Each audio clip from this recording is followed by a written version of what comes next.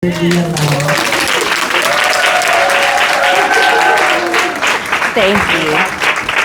She made me sound real good. Thank you, girl. So today, my name is Dr. Leah Love, as she said. I'm going to talk about getting to your vision.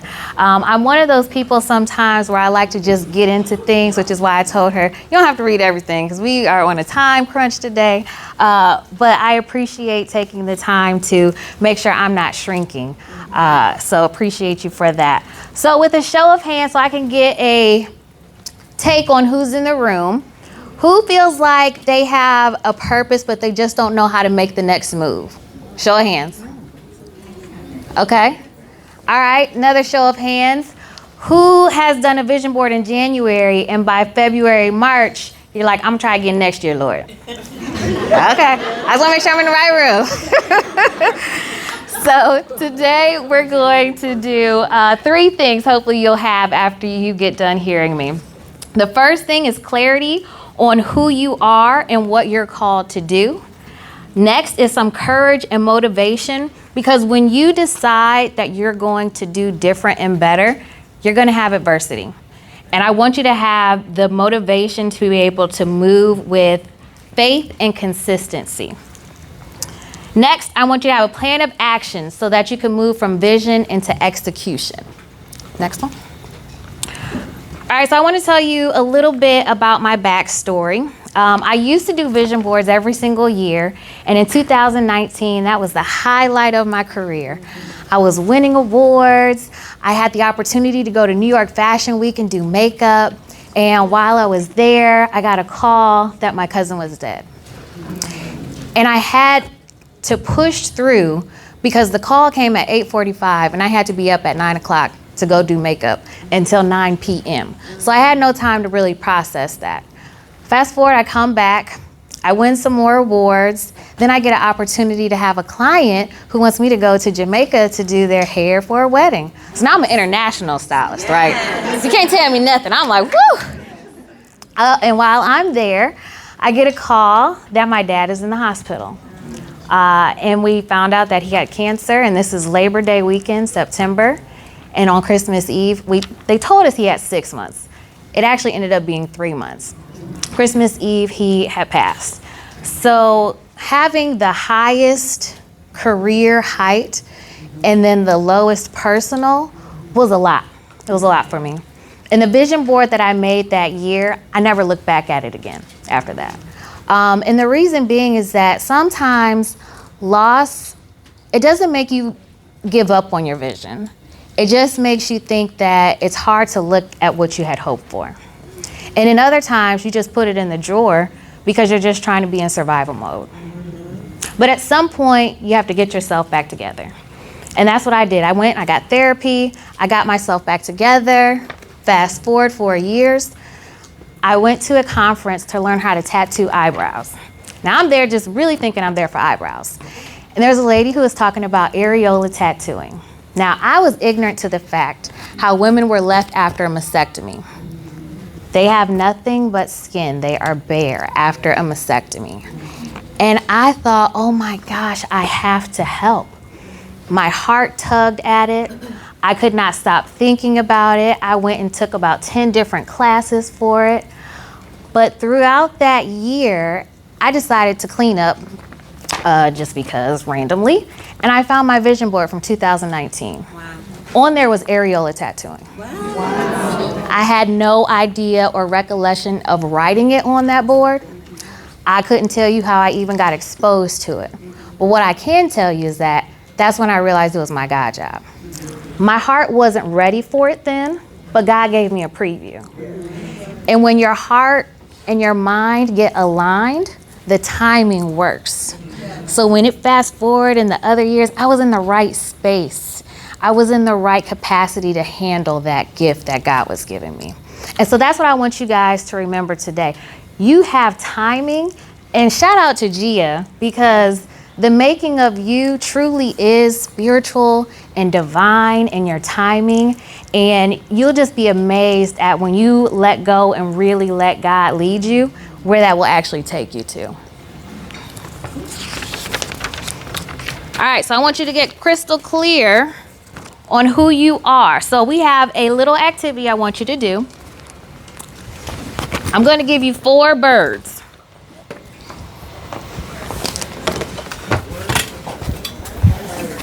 Birds.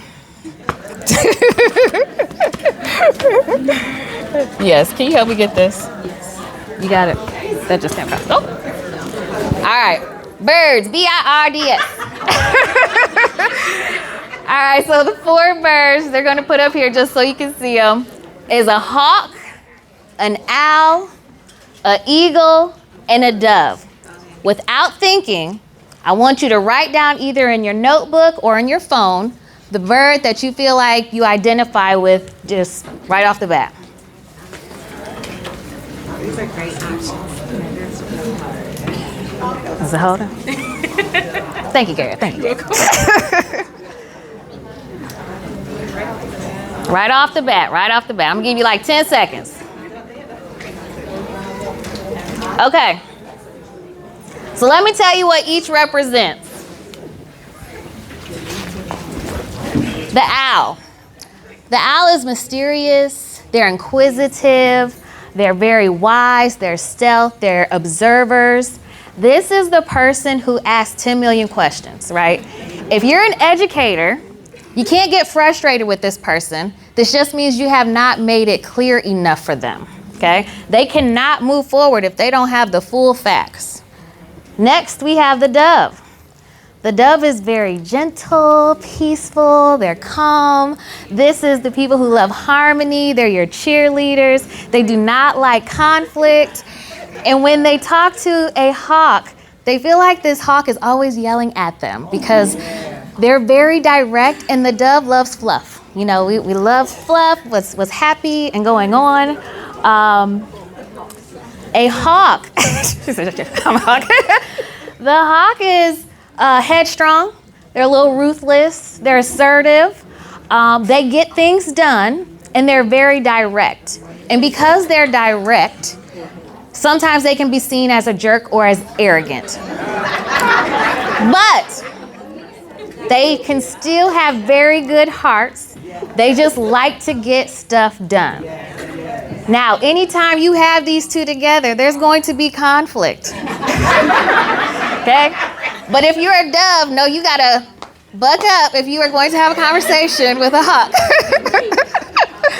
Now, the eagle is the most adaptable person.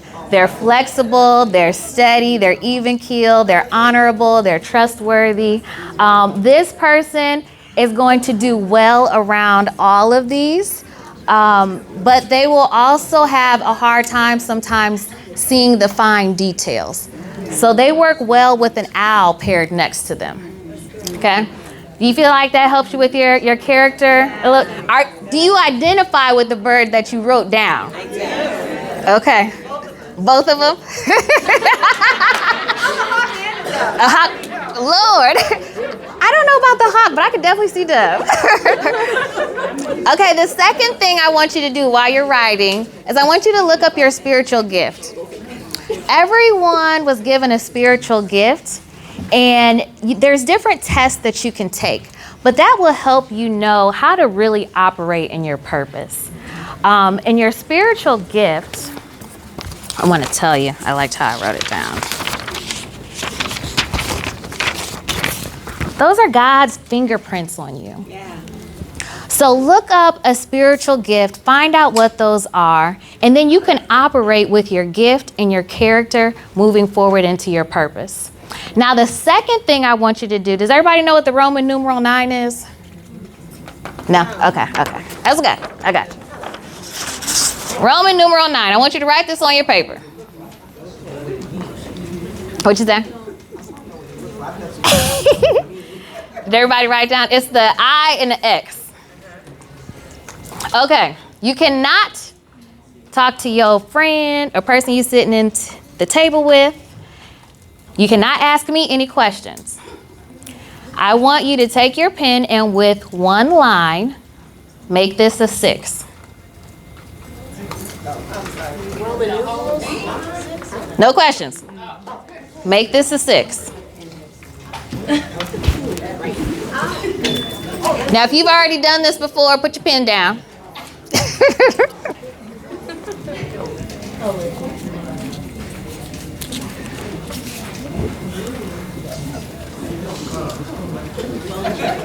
All right. Who figured it out? What'd you do? Agnes. Yes.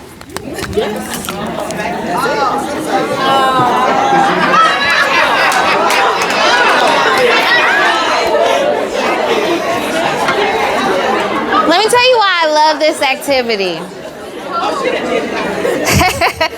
It's one line. I didn't tell you the line had to be straight or that it could curve. But the thing about it is, how many times in life have people told us things and we can only see ourselves as one way? I gave you the perspective of a Roman numeral. That's all you can see, right? Sometimes people have told us we're too short, we're too tall, we're too fat, we're too skinny, we're too smart, too intimidating. We're just too many different things that are just lies, right? So I want us to move on past those lies and perspectives that don't serve us anymore, okay? So next, your adversity comes. The first thing I want you to think about is imposter syndrome. Has anybody else experienced imposter syndrome? Let me give you the definition. The persistent inability to believe that one's success is deserved or has been legitimately achieved as a result of one's own effort or skill. Sometimes we get so afraid to operate in our brilliance, to operate in our skills, to step out and be bold because we're taught to be humble. But if God gave you the ability to be a beast, y'all, it's time to step out and be a beast. This is your year. I want you to tell yourself you're no longer shrinking in the name of humility and being humble. You cannot be a big secret, especially if you're a business owner. The other thought process that starts to sneak in is failure. What if I fail? What if this doesn't work?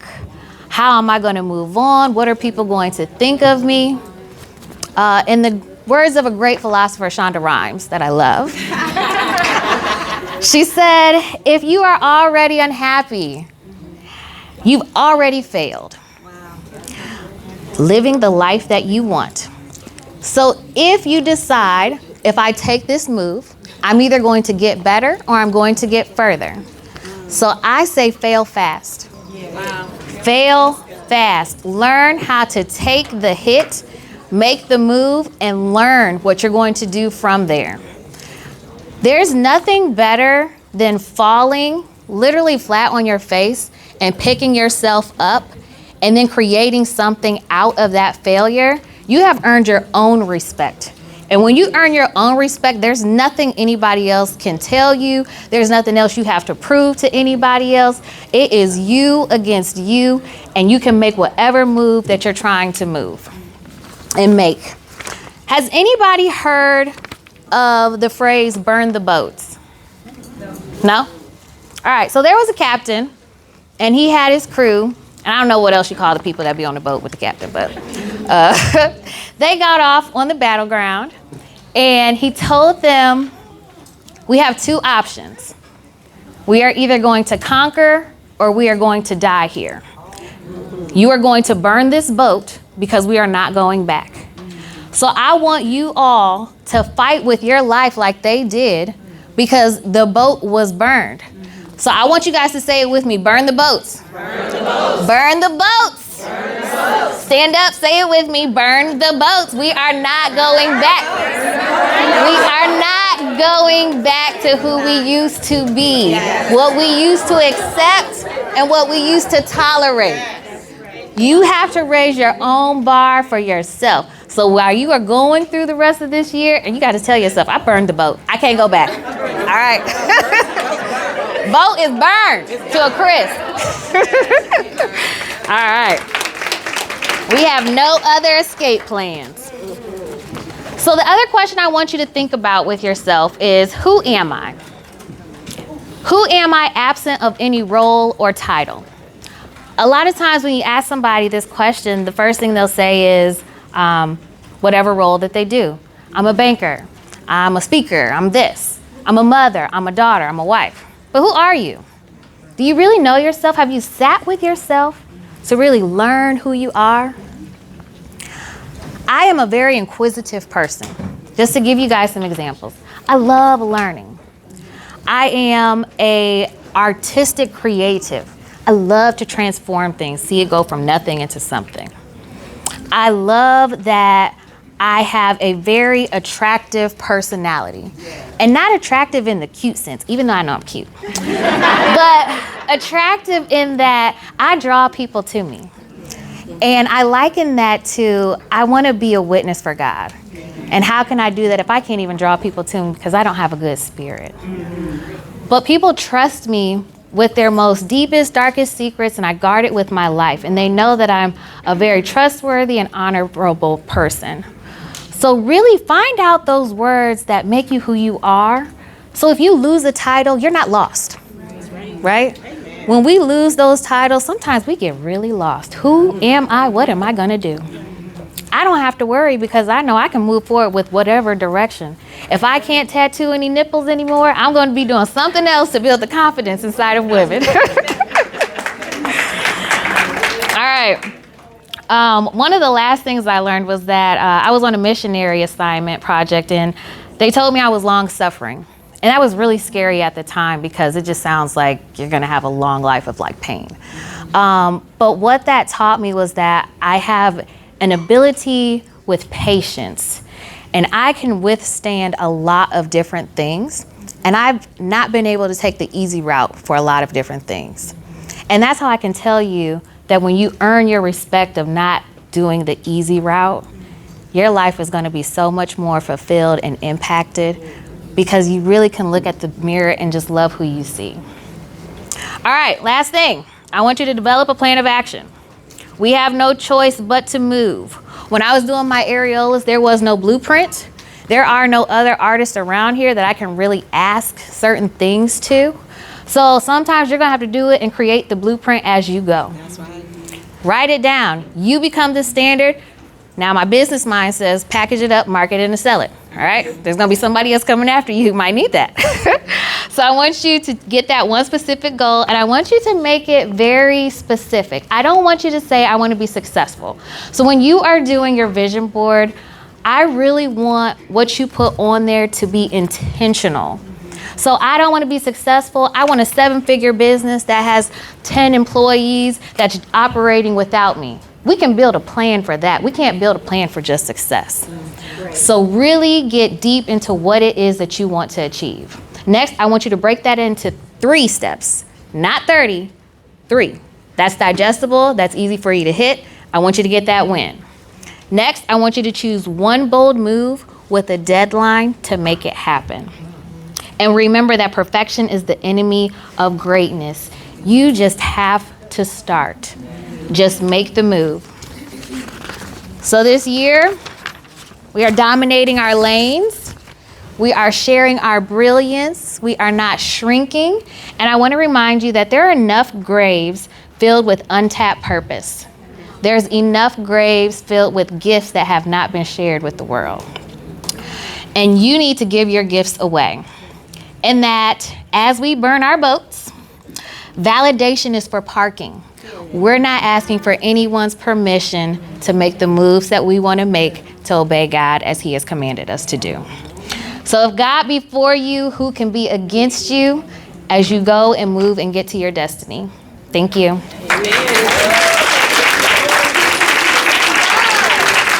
So good. Oh my gosh. I love that. Thank you, Dr. Love, for that. That was absolutely fantastic. So we were at my table, we were looking at the birds, and we were trying to figure out which birds, we were and things like that. And so I was like, oh, eagle and this and that. And I looked at Dr. T, and I was like, sometimes we're forced to choose. It could be a both and Yeah. Yes. situation, and that's kind of what I got.